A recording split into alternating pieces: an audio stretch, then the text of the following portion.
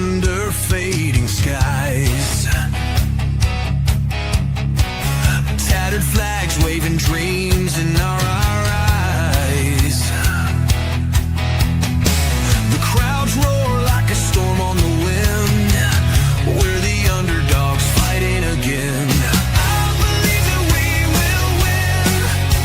Through the sweat and the fire within, we rise up when the skies grow dim. I believe that we will win. Mud on our boots, steel in our veins. Feel the heartbeat driving through the pain. Field of battle under shining lights. Every tackle about this fight. I believe that we will win. Push through the noise, drown out the din. No giving up, we dig right in. I believe that we will win. Out on the edge where the brave won't break.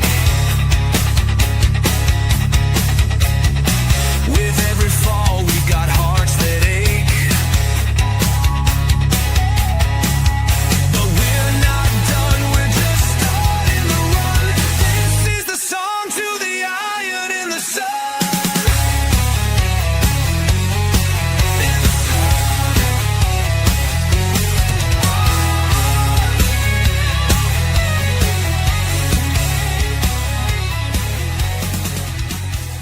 Shouts from the stands echo.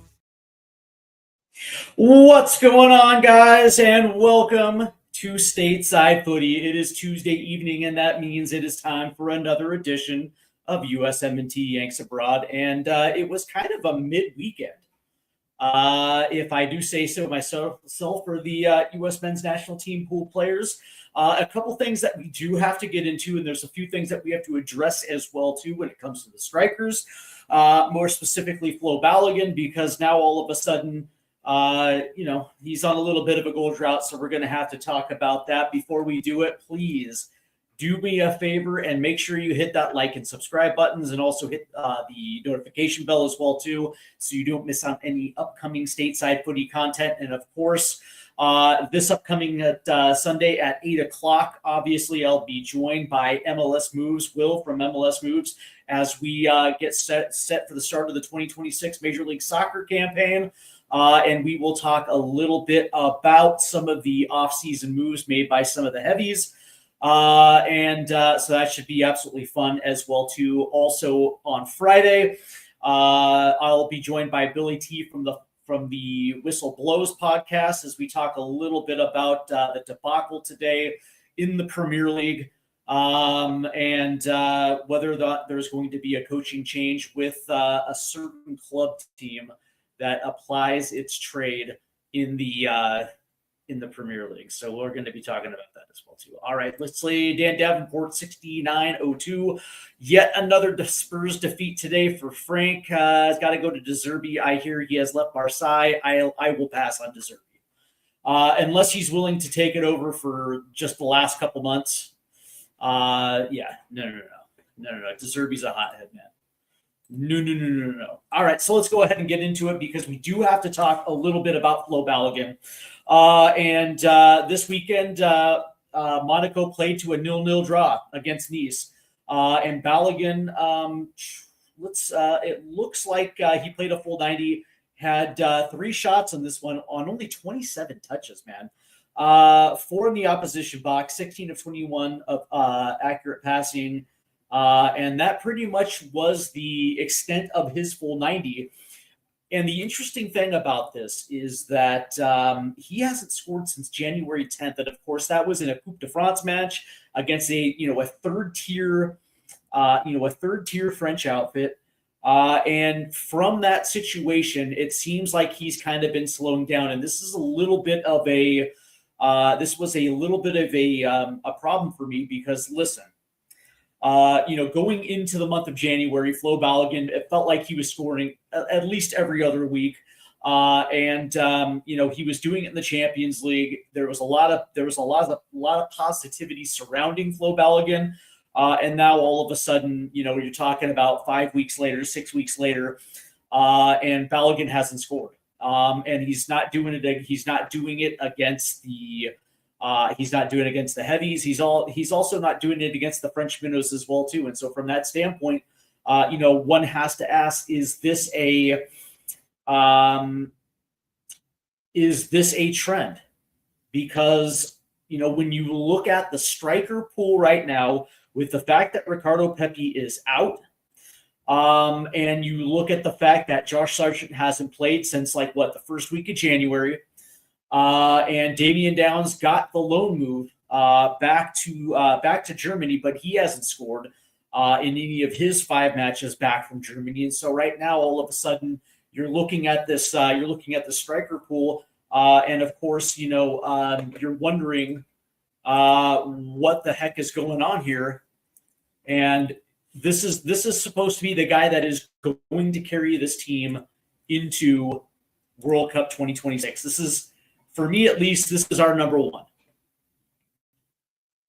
And when you look at the fact that Haji Wright, he actually had that nice little 2 week, nice little 3 days in mid-January between the 17th and the 20th, where he put together back-to-back goals. But outside of that, man, Haji Wright is back to doing what Haji Wright has done, and that to me is a little bit of to me at least, that is a little bit of a concern when you're talking about going into this March camp. We're not that far away, man. And you want one of these guys to step up. You want one of these guys to be in form. Come those friendlies at the end of March, because, man, I'm telling you what, man, the World Cup is just around the corner. And whether you guys believe this or not, man, form actually matters. As soon as the ball kicks off, June 12th, you want your best players to be peaking at the right time. The last thing you want is the last thing you need is one of your most important players trying to find form going into it. And it's a little concerning when I'm talking about Flo Balogun, because again, you're talking about a guy who, from essentially October all the way to the first week of January, he was actually performing pretty well. And I came on here and I said, listen, if this is going to be a continuing trend, now all of a sudden, maybe this is going to be a striker that can maybe step up a little bit in the January window. It just didn't work out that way, and it is what it is. Let's talk about Patrick Agyemang. And of course, Derby County lost 2-1 to Ipswich Town. In the championship, they lost 2-1. Agyemang played a full 90, had 38 touches, 8 of those in the opposition box, 18 of 24 of accurate passing. 3 of those goes into the final third. He was 1 of 2 on accurate long balls, 1 of 1 on accurate crosses, and it looks like that that was good for a 6.5 rating in that area. But that being said, he also had the least amount of touches per 90 for this one, and then also it looks like he lost the most duels in this one as well too, with 10, and that also needs to be pointed out as well too. But I will say this for Patrick Agyemang, Ajay has been absolutely on fire recently, listen, it has been a little bit of a surprise, and I keep on saying this because, listen, I didn't know what his first year in the championship was going to look like, and especially considering that he got a late start to a season, didn't necessarily get his first start until the first week of October, now all of a sudden he's got 8-9 goals in the championship right now, and I would probably assume by the end of the season he's probably going to be around 15, and that's actually kind of remarkable. Considering you're making the switch from Major League Soccer to the championship. And so it's actually nice to see it. Didn't necessarily get the one in this one, but it is what it is. Let's see. Dan Davenport is saying, big up. Did I hear that the U.S. won a silver medal in mixed doubles curling? I did not know that. Let's see. I know about Haji Wright. He plays for one of my local teams in Coventry City. Yeah. He actually got off to an amazing start to the season. I think he had 6 goals in 6 weeks. It was unbelievable. And then he kind of cooled off a little bit. And then how is Pulisic doing? At one point, he was one of Serie A's top scorers, but he is kind of dealing with a little bit of a muscle fatigue.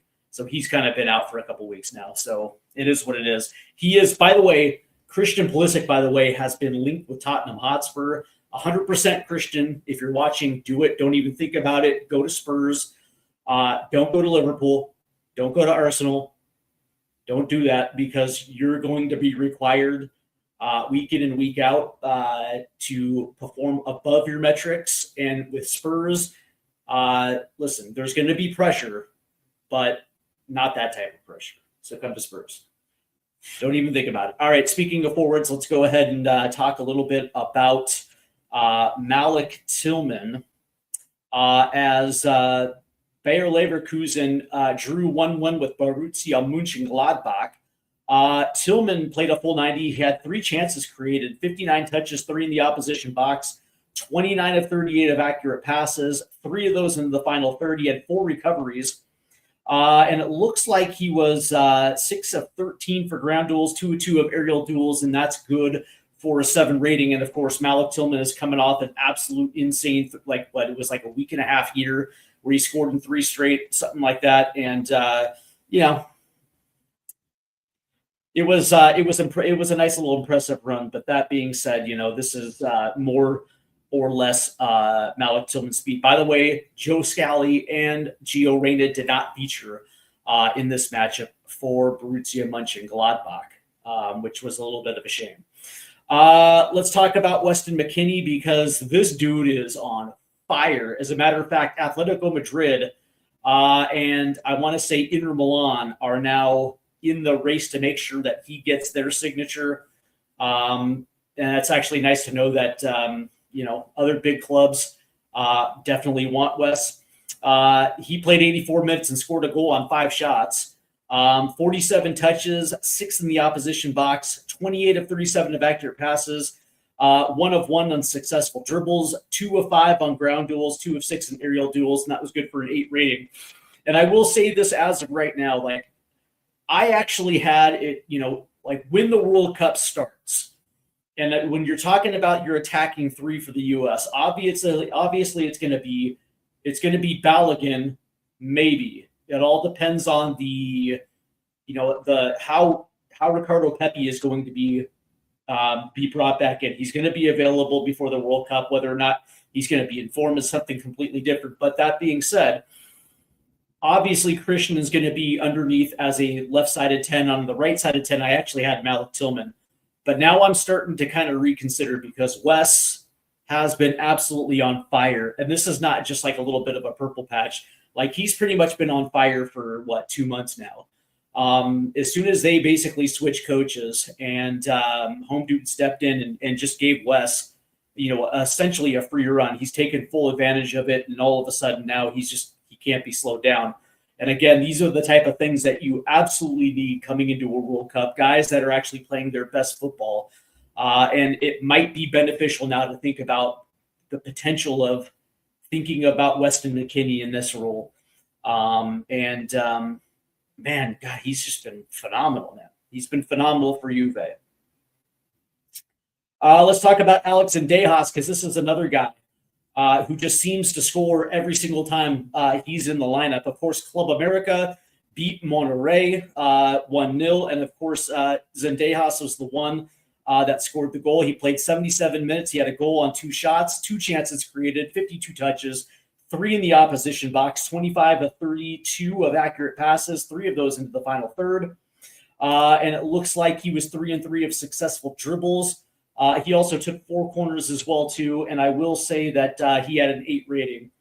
Let me tell you, Zendejas is, as of right now, I think Zendejas, for me at least, is on the bubble. I don't know exactly how this forward thing is going to shake out.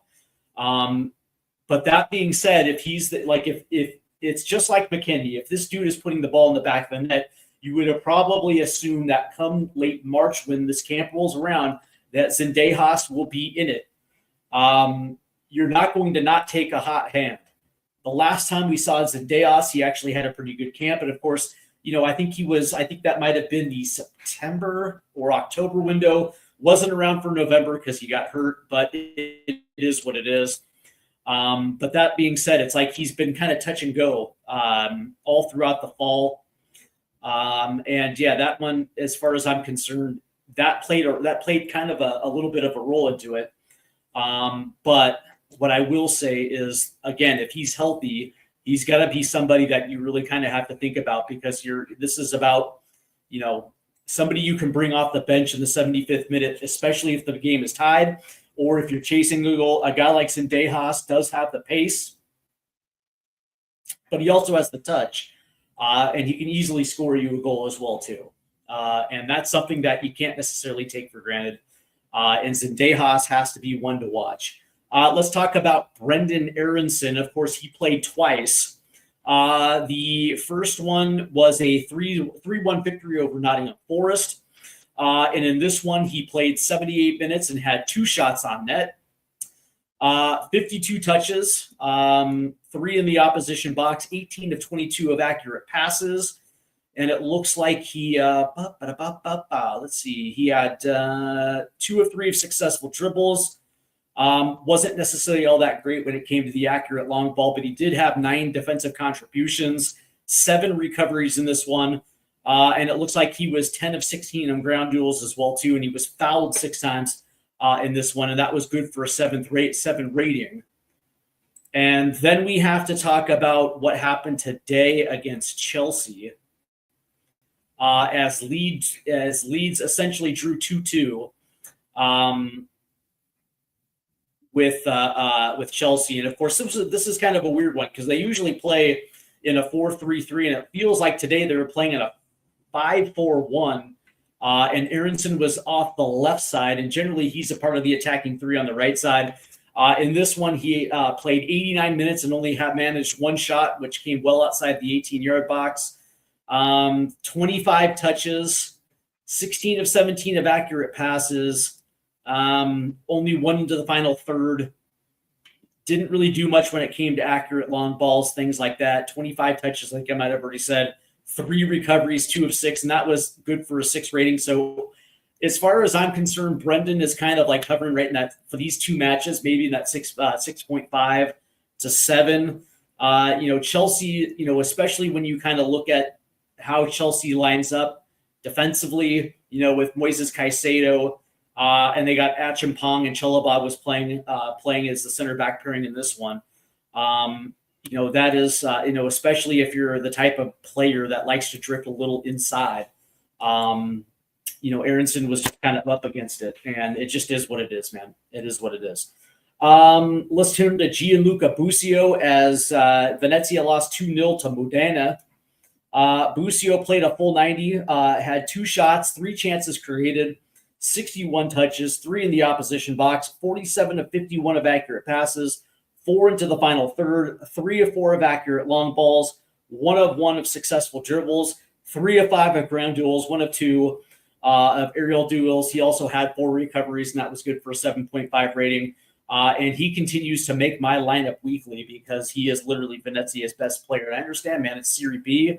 It's hard to really it's really hard to extrapolate. But that being said, he is playing his way out of Serie B. He's that good of a player, and he could facilitate a few different roles. Most comfortable kind of in that box-to-box role, but Busio can play a little higher up as well too if you need him to facilitate it. And when you're looking for midfielders that are coming into their prime that can do a job for you, man, Busio is going to be able to find work. And he's got a nice little he's got a nice little sample size with Venezia now. They're in Serie B, and so it wouldn't surprise me if post World Cup, if Busio makes a move.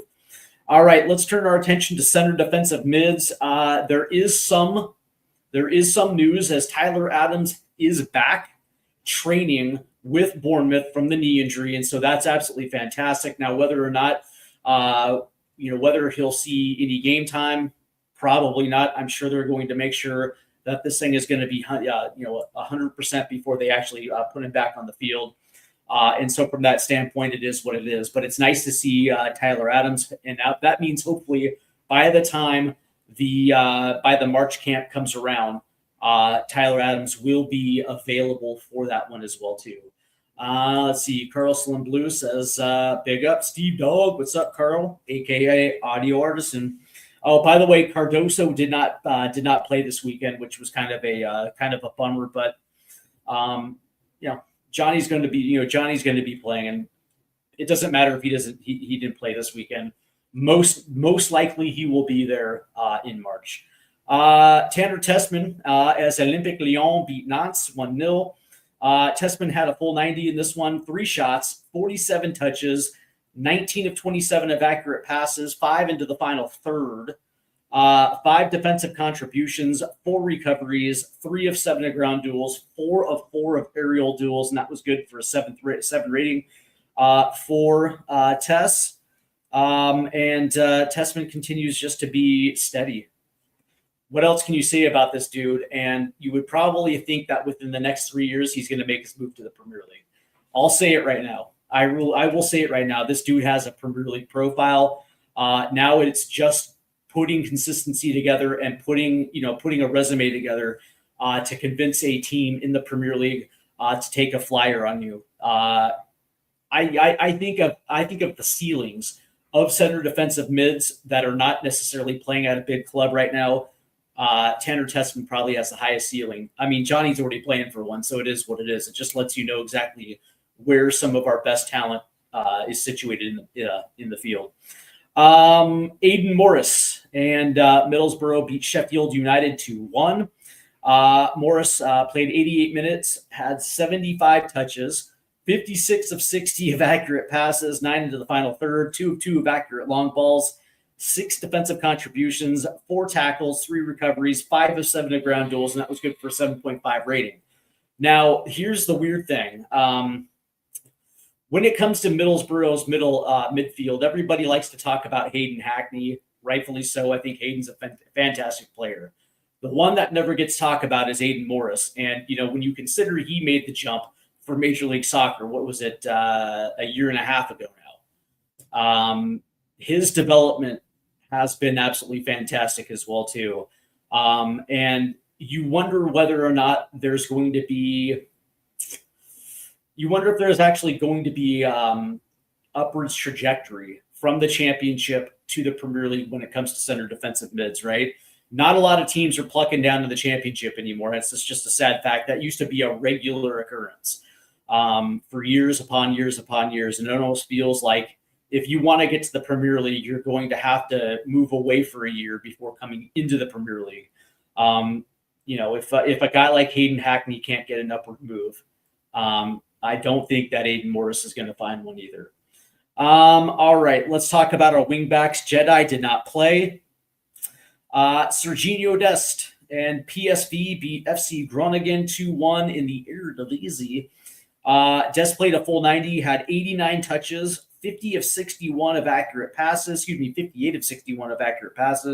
2 into the final third, 4 defensive contributions, 3 tackles, 6 recoveries, 5 evaded ground duel. That was good for a 6.5 rating. Not really a lot as far as the attacking third goes. Yeah, man, it was a little disappointing from Dest. And it just is what it is. The other thing, what was it? Yeah, it just is what it is. You expect crosses from a guy like Serginho Dest. You expect the long ball. You expect a lot of balls being played into the box, and against a team like FC Groningen as well too. That was kind of the kick in the pants. All right, let's talk about Timmy Weah. He didn't necessarily play all that well against PSG. He played a full 90. By the way, they got their asses kicked against PSG. He did have a shot. It wasn't on target. 39 touches. 25 of 28 of accurate passes. And that was pretty much it. And by the way, I think he had one of the lower ratings on Marseille's side. It was a 4.1 rating. I think there may have been a few other players that didn't necessarily play out all that well, but definitely not his best performance. And of course, when you look at the way that they scored their goals as well, too, they mixed it up too off the right and the left-hand side. But looks like Pierre-Emile Højbjerg actually had a pretty good match in that one. Not too bad. All right, let's see. We do got to talk about Alex Freeman because he made his Villareal debut. And one of the things that I think we need to talk about here is the fact that Alex Freeman really has only had one full season in Major League Soccer. And in that season, for Orlando City, he gets capped 13 times by the U.S. men's national team, was put on the biggest stage. And as the season progressed, he put himself in a position where a lot of teams were looking at him. And, of course, he makes his move to Villareal. And in this one, he only played 17 minutes, but he made 17 touches, 11 of 12 of accurate passing, 1 to the final third, 1 of aerial duels. Not a lot, but I'm giving it a 6.5 rating.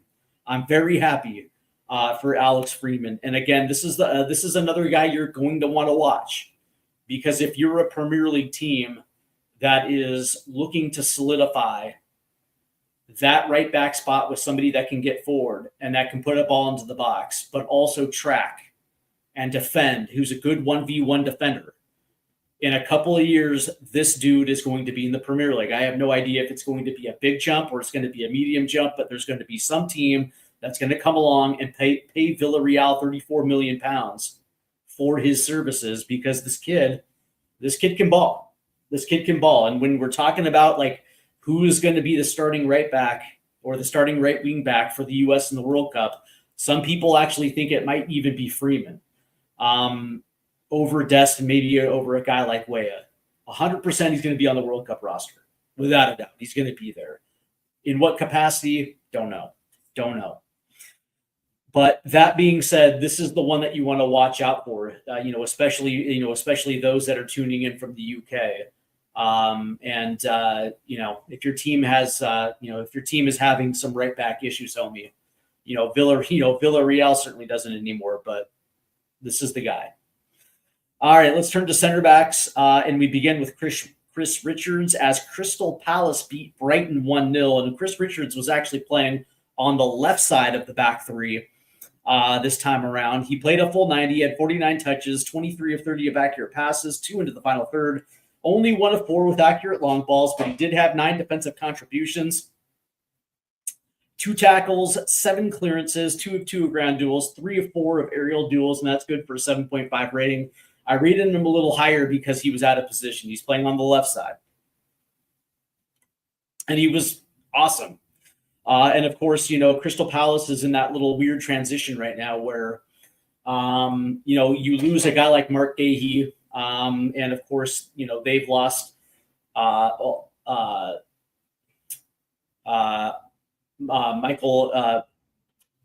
Oluwase, not Oluwase.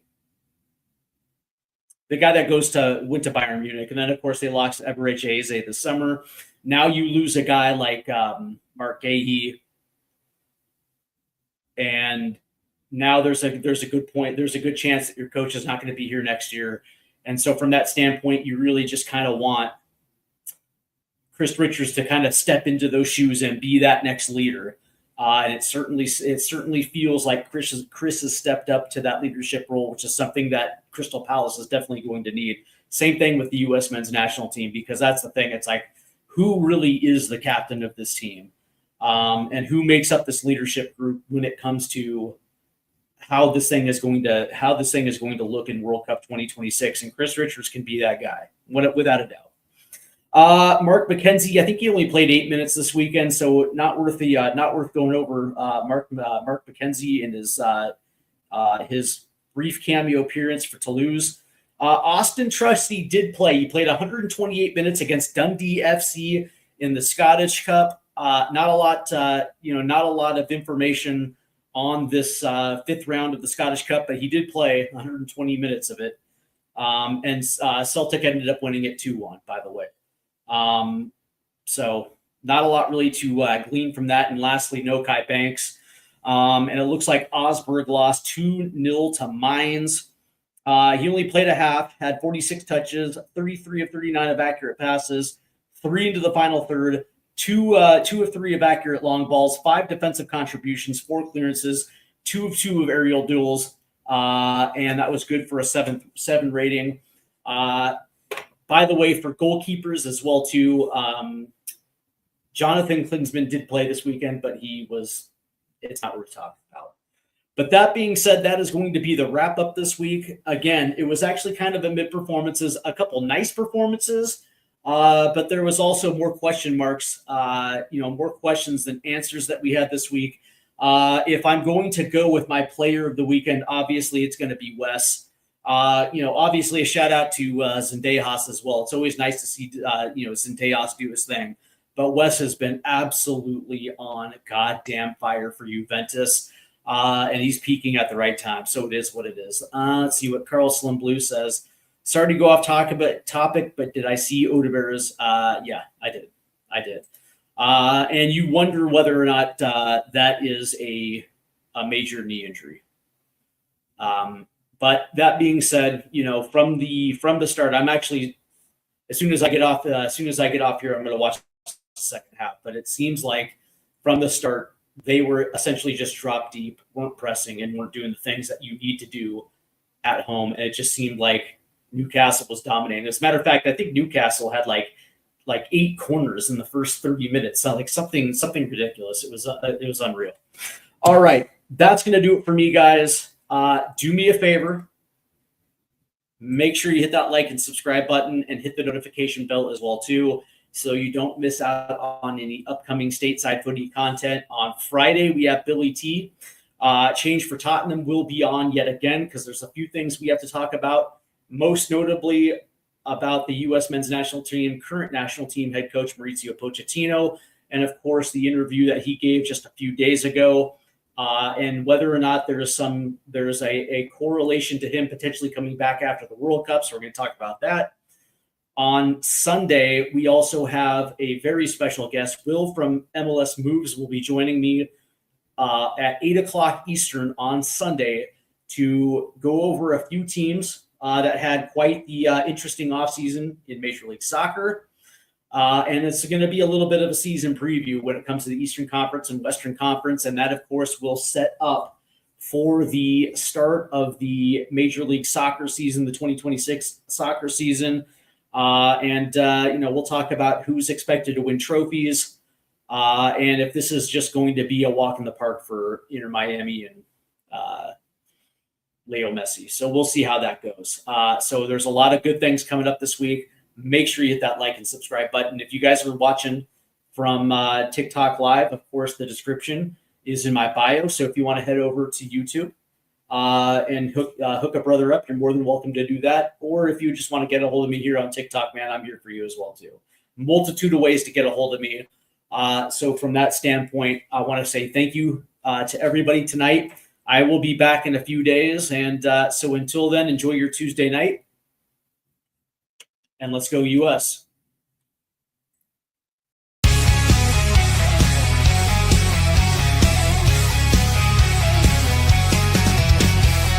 Rusted goalposts under fading skies, tattered flags waving dreams in our